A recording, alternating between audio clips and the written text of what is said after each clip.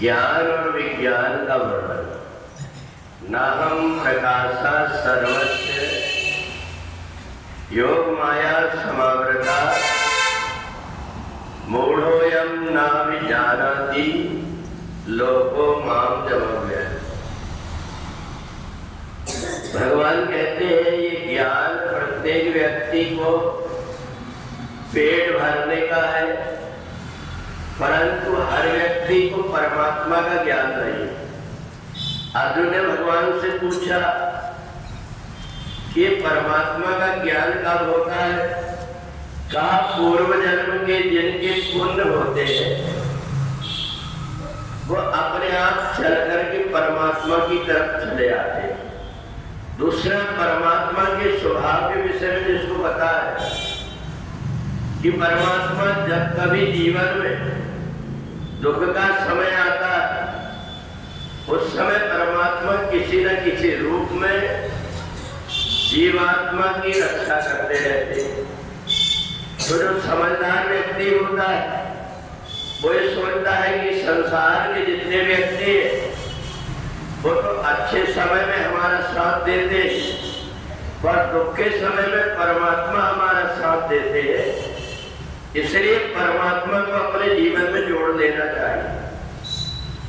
और परमात्मा से जुड़ने के लिए हमें कुछ करने की जरूरत नहीं होती, बस हम जो कुछ कर रहे हैं उस क्रिया को हम परमात्मा से जोड़ दें। हम जो कुछ भी कार्य कर रहे हैं ये हमारे परमात्मा के लिए कर रहे हैं।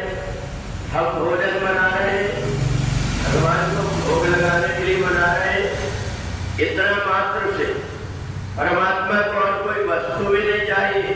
पत्रम पुष्पम फलम तोयम, जो पत्तियां होती है, जो फल होता है, ये नहीं भी है तो दो बूंद जल परमात्मा को हमने छोड़ दिया, परमात्मा प्रसन्न हो जाते हैं।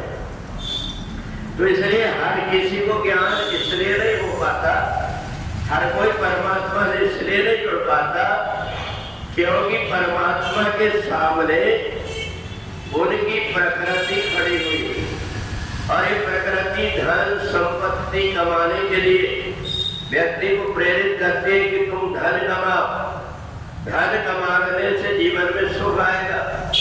पर जब वही व्यक्ति देख लेता है मेरे पास इतना धन है पर शरीर में ऐसी बीमारी लग गई है कि मेरे को रूखी रोटी ही खाना पड़ेगा, मैं अच्छा भोजन नहीं कर सकता, तो उसको देख करके लगता है कि जीवन में मैंने गलती किया, मेरे को परमात्मा से जुड़ करके रहना चाहिए।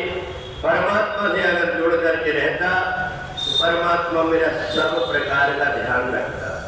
तो ये जो प्रकृति है, संसार है, ये अपनी तरफ खींचता है और परमात्मा शांत देखते रहते हैं।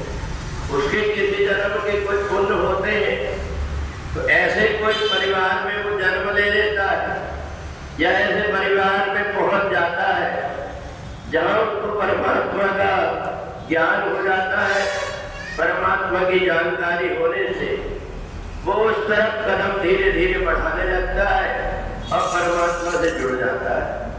तो इसलिए 7वें अध्याय में भगवान ने ज्ञानी व्यक्ति उसी को कहा है जो संसार में रहकर के परमात्मा से जुड़ जाए, और जो संसार में रहकर के संसार से जुड़ गया उसको 84 लाख जन्म तक आने जाने के चक्कर में पड़ना पड़ता है, और जो संसार में रहकर के परमात्मा से जुड़ गया उसका आवागमन का बंधन भी छूट जाता है। जहाँ कहीं जन्म लेता है कि परमात्मा की भक्ति के कारण ना उसके शरीर का और न कोई धन संपत्ति का न परिवार का उसको कष्ट होता है।